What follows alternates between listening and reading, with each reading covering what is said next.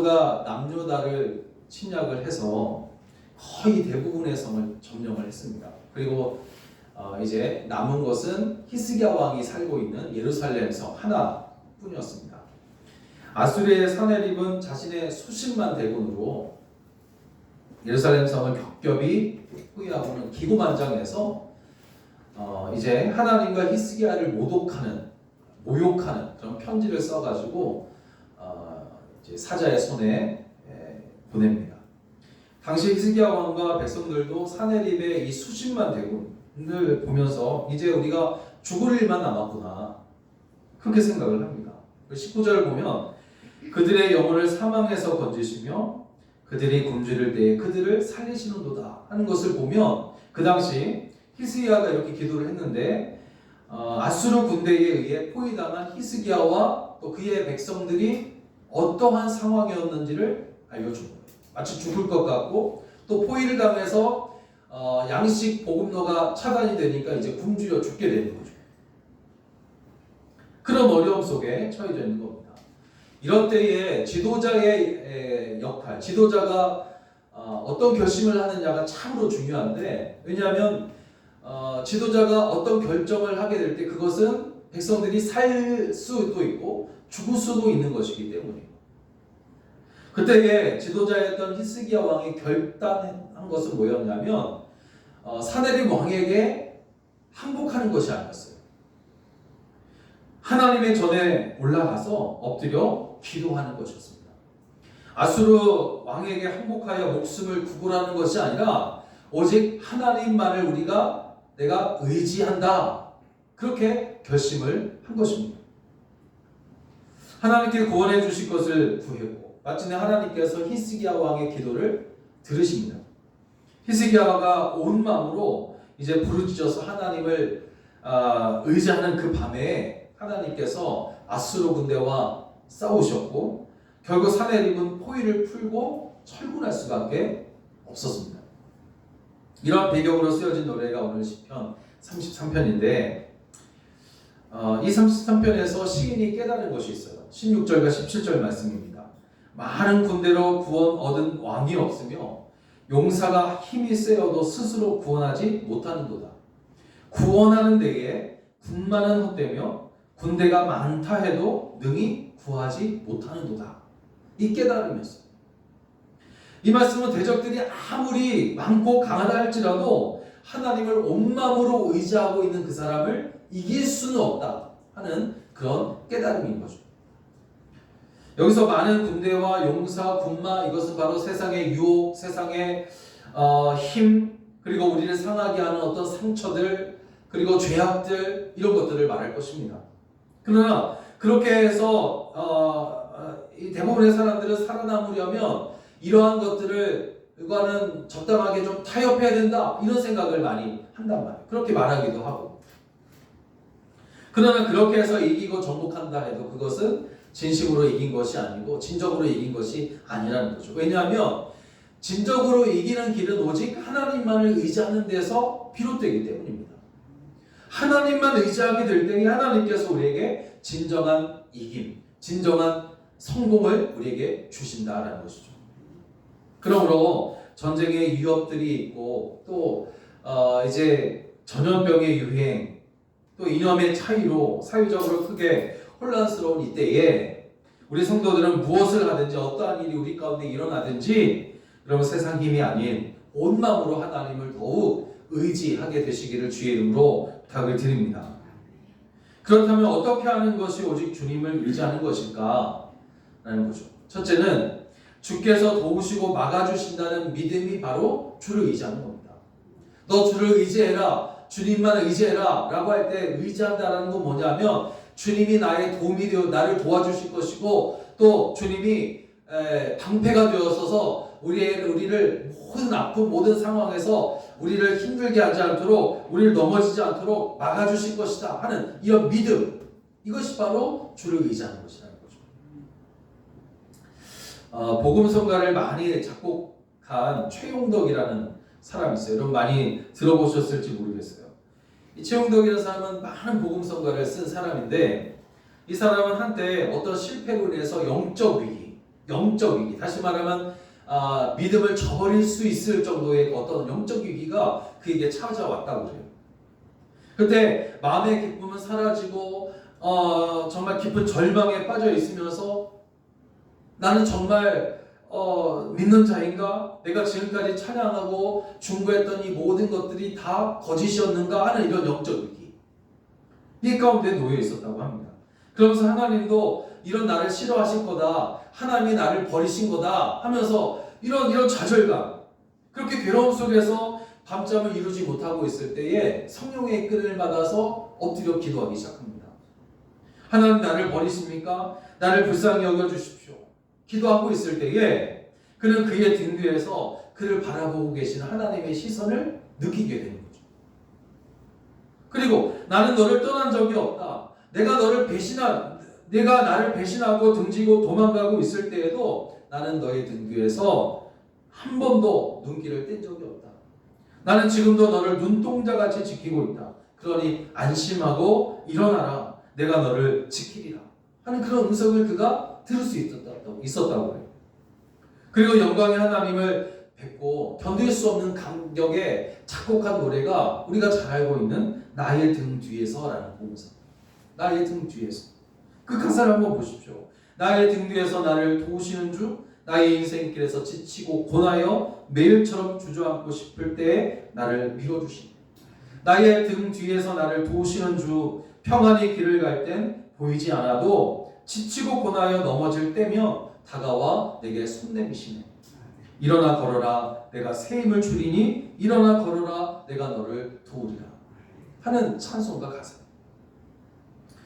사내립 왕의 수십만 대군이 히스기야 왕과 또 백성들을 두렵게 하기에 충분했습니다. 예루살렘 성을 겹겹이 싸고 위협하고 있는 그런 수십만의 대군들을 보고 두렵지 않은 사람이 어디 있겠어요? 예루살렘 성벽이 아무리 높고 단단해도 이 사내립 왕이 볼 때에는 그건 정말 보잘것없는 작은 성에 불과한 겁니다.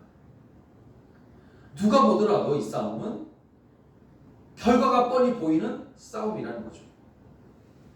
이스라엘 백성들이 성 밖에서 이렇게 당장이라도 공격해 올 것 같은 그런 큰 군대를 보면서 이제 죽을 일밖에 없다는 생각에 깊은 절망감 빠지게 되었을 겁니다. 하나님 우리를 떠나셨다. 하나님이 우리를 저들의 손에 넘기셨다 하면서 울면서 울부짖었을 것입니다. 그렇다면 이렇게 깊은 절망과 좌절 가운데 있는 백성들을 살리기 위해서 왕으로서의 히스기야가 할 수 있는 일이 무엇일까? 인간적으로 생각해 볼 때에 그것은 항복하는 일밖에 없어요. 싸워봤자 가능성이 없어요. 이길 가능성이 없습니다. 다 그냥 무너지고 다 죽을 수밖에 없어요. 이럴 때에 왕이 결단해야 될 것은 이제 끝났으니 우리가 몇 명이라도 살릴 그 심정으로 이제 항복할 길밖에 없는 거죠. 그런데 그는 그렇게 하지 않았어요. 사내립 왕에게 엎드려서 목숨을 구걸하는 그런 비참한 그런 신세가 되지 않았다는 거죠. 그는 성전에 올라가서 하나님께 엎드려 기도하기 시작합니다. 18절 19절을 보니까 여호와는 그를 경외하는 자, 곧 그의 인자하심을 바라는 자를 살피십니다. 그들의 영혼을 사망에서 건지십니다. 그들이 굶주릴 때에 그들을 살리실 줄로 믿습니다. 기도하는 거죠.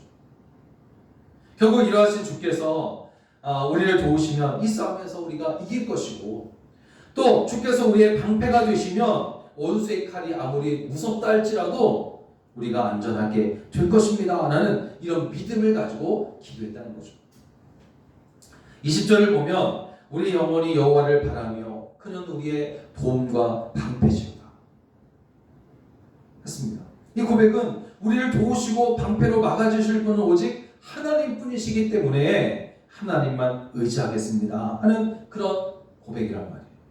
오직 하나님만을 의지할 수 있는 두 가지 이유가 바로 여기에 있습니다. 그것은 하나님이 나의 도움이 되시고 또 방패가 되셔서 우리를 막아주실 것이기 때문에 그래요. 그래서 하나님을 의지하는 거예요. 도우신다는 말이 뭡니까? 그것은 넘어진 사람을 일어날 수 있도록 어깨를 내어주는 거예요. 빌려주는 것이 도움이에요. 또 혼자 힘으로 걸을 수 없는 사람을 걸을 수 있도록 손을 잡아 부축해 주는 거예요. 이게 도움이잖아요. 또 만약 이렇게 돕는 사람이 없으면 넘어진 사람은 일어날 수 없고 혼자서 걸을 수 없습니다.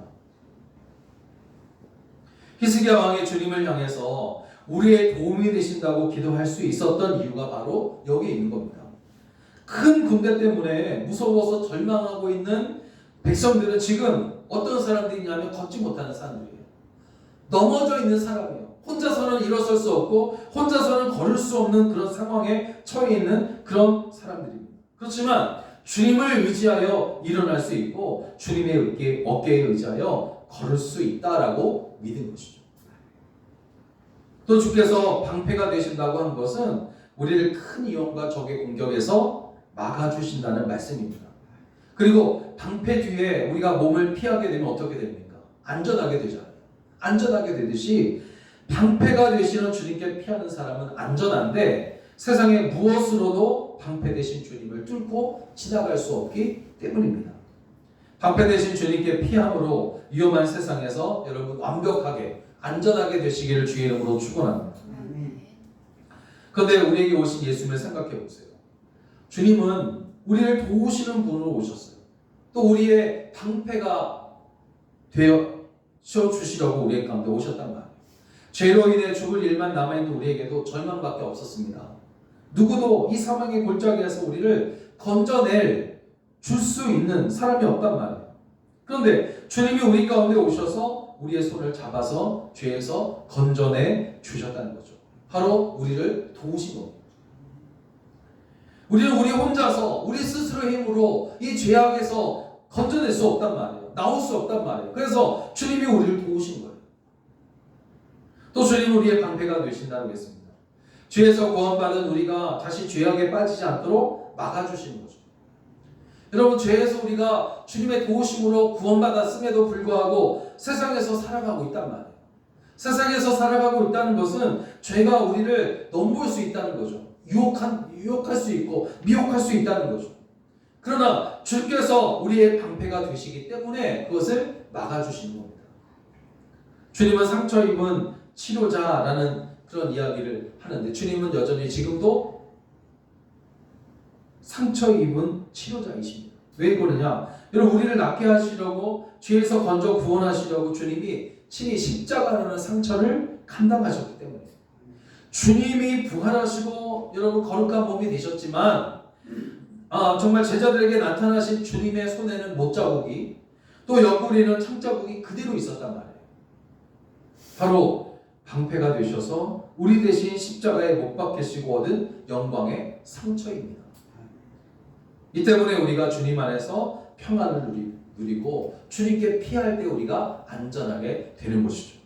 그러면 여러분, 세상을 의지하는 것이 아니라 우리의 도움 되시고 또 우리의 방패가 되어서 막아주시는 우리 주님을 온 마음으로 의지하며 살아가게 되시기를 주의 이름으로 부탁을 드립니다. 그리고 두 번째, 주를 의지하게 되면 우리의 마음이 그를 즐거워하게 된다. 그렇게 말씀하고 있어요. 그를 즐거워하게 된다. 그러니까 하나님을 즐거워한다라는 말이 무슨 말일까? 문법적으로 맞는 말일까? 곰곰이 생각해봤어요. 그를, 하나님을 즐거워한다. 우리의 마음이 그를 즐거워하리라 하는 이 말씀이 무슨 말일까? 하는 말입니다. 지금도 이제 살아계신지는 모르겠지만 오래전에 은퇴하신 장로님 부부를 알고 있었어요. 한 번은 남편 장로님이 이제 나이가 많이 들어서 몸이 약해져가지고 병원에 입원하신 적이 있습니다. 찾아가서 기도하고 또 위로를 하는데 옆에서 이제 자리를 지키고 계시던 그 여자 장로님, 아내 장로님이죠. 위로하는 말씀이 다 끝나면 이제 하는 말씀이 있었어요. 버릇처럼. 지금도 기억이 나는데 어떤 말씀을 하셨냐면 지금 이런 기억이 이제 맞는지 모르겠지만 대충 이런 말이었어요. 주님을 믿고 구원받았으니 안심이 됩니다. 이런 말이에요. 주님을 믿고 구원받았으니 안심이 됩니다. 만약 믿지 않았다면 지금 굉장히 힘들었을 겁니다. 이런 말을 이제 버릇처럼 하셨던 그런 기억이 납니다. 그러니까 하나님을 즐거워한다. 이 말씀이 무슨 말일까? 바로 이런 것 같아요. 힘들고 괴로운 일을 만났을지라도 주님을 믿으니 안심이 된다. 이런 말이에요. 주님을 믿으니 안심이 된다. 우리의 도움이 되시고 방패가 되어 막아주시는 주님이 계시니 그래서 주님을 의지하면 즐겁다는 거죠. 안심이 되니까 즐거운 거예요. 여러분 히스기야 왕이 아수르의 위협에도 항복하지 않고 성전에 올라가서 하나님께 기도할 수 있었던 것, 그것은 그가 하나님을 의지함으로 그를 즐거워했기 때문이에요. 하나님을 의지하면 안심이다. 저 수십만 대군이 우리를 둘러싸 우리를 위협하고 있을지라도 안심이다. 안심된다. 왜냐하면 주님이 우리를 지켜주시기 때문에, 도움되시고 방패가 되어서 막아주시기 때문에 안심이 된다는 거죠. 그러니까 즐거운 거예요. 여러분, 이러한 은혜가 지금을 살아가는 여러분 가운데 가득하기를 주의 이름으로 축복합니다. 또 그리고 21절을 보니까 우리의 마음이 그를 즐거워하게 된 이유는 바로 하나님의 성호를 의지했기 때문이다, 이렇게 말하고 있어요. 성호라는 말은 거룩한 이름, 이런 말이거든요. 존귀한 이름, 이런 말입니다. 그러니까 하나님을 높여 부를 때에 성호, 이렇게 얘기하는 거죠. 그런데 하나님의 성호를 의지했다라는 것은 바로 하나님의 존귀하고 거룩한 이름, 그 이름을 의지했다라는 것인데, 즉 우리의 도움이 되시고 방패가 되신 하나님의 이름을 의지했다는 것이에요. 그런데 이 시인이 하나님의 성호를 의지했다라는 표현을 쓴 이유가 있습니다. 왜 그는 그냥 하나님을 의지합니다 이렇게 말하지 않고 하나님의 성호를 의지한다라고 표현했을까? 그것은 이제 본문의 배경이 되는 말씀 이사야 37장에 있는 내용을 보면 알 수 있어요. 아수르의 사내립이 수십만의 군인들로 하여금 예루살렘 성을 겹겹이 포위를 하게 되죠. 그리고 포위하고 있는 자신의 군대를 보고 예루살렘 성을 딱 보니까 이 사내립 왕의 눈으로 보니까 무서워 보이는 거예요. 그래서 히스기야 왕에게 편지를, 사자에게 편지를 써서 보내는데, 그 내용은 뭐냐면 히스기야 왕과 하나님의 이름을 모욕하는 내용이었어요. 하나님의 이름을 모욕하는 거예요. 그 히스기야는 받은 편지를 들고 하나님의 성전에 올라갑니다. 그리고 하나님 앞에서 그 편지를 펼쳐놓고 기도하기 시작하는 거예요. 그러니까 사데립 왕이 모욕하는 편지를 써서 보냈는데 그 편지를 가지고 성전에 올라가서 하나님 앞에 그 편지를 펼쳐 보이는 겁니다. 하나님 이 편지를 보십시오. 저들이 하나님의 백성을 모욕하고 하나님을 회방합니다. 그러니 하나님의 그 살아계심을 저들에게 보여주십시오. 기도하는 거죠. 이사야 37장 14절, 17절, 20절을 보면 이렇게 나옵니다. 히스기야가 그 사자들의 손에서 글을 받아 보고 여호와의 전에 올라가서 그 글을 여호와 앞에 펴놓고, 여호와여 귀를 기울여 들으시옵소서, 여호와여 눈을 뜨고 보시옵소서, 사내립이 사람을 보내어 살아계시는 하나님을 회방한 모든 말을 들으시옵소서. 우리 하나님 여호와여, 이제 우리를 그의 손에서 구원하사 천하 만국이 주만이 여호와이신 줄을 알게 하옵소서. 기도하는 거예요. 그리고 결국 하나님이 당신의 사자를 밤에 보내서 아수르와 싸우시는데, 이사야 37장 36절을 보면 여호와의 사자가 나가서 아수르 진중에서 18만 5천인을 쳤으므로 아침에 일찍 일어나 본즉 시체뿐이라, 이렇게 나왔어요. 그리고 이제 사내립이 도망가게 되죠. 이렇게 하나님의 성호를 모욕하는 아수르의 군대와 사내립 왕은 하나님의 성호를 의지하고 높이는 히스기야 왕과 하나님의 백성들과 사자에게 쫓겨나고 말았습니다. 그러니 여러분, 하나님을 더욱 마음을 다해서 즐거워하지 않을 수 있겠냐 이거죠. 하나님은 죽음에서 구원해 주셨기 때문에 하나님. 이렇게 우리가 하나님의 성호를 의지하고 그의 존귀한 이름을 높이게 될 때에 우리에게 오는 즐거움은 세상에서 주는 즐거움과 비교되지 않습니다. 세상에서 얻는 즐거움은 헛된 것들 뿐이겠지만 하나님의 성호를 의지함으로 얻는 즐거움은 영원할 뿐만 아니라 더 커지고 깊어지는데, 왜냐하면 우리에게 즐거움을 주시는 하나님이 영원하시고 우리에게 베푸신 은혜가 풍성하기 때문인 줄로 믿습니다. 그러므로 여러분, 하나님의 성호를 의지함으로 그분으로 인해 늘 즐거워하게 되시기를 주의 이름으로 축원합니다. 사랑하는 여러분, 지금 우리는 그 어느 때보다도 더 온 마음으로 하나님을 의지할 때입니다. 물론 어느 때이든 하나님을 의지해야 되겠지만 지금 우리가 더욱 하나님을 의지해야 된단 말이에요. 우리를 미혹하고 유혹하고 넘어지게 하려는 자들이 너무나 많고 우리를 긴장하게 하는 일들이 우리 주변에서 너무 많이 벌어지고 있기 때문에 이러한 때에 우리가 온 마음으로 의지할 분은 하나님밖에 없습니다.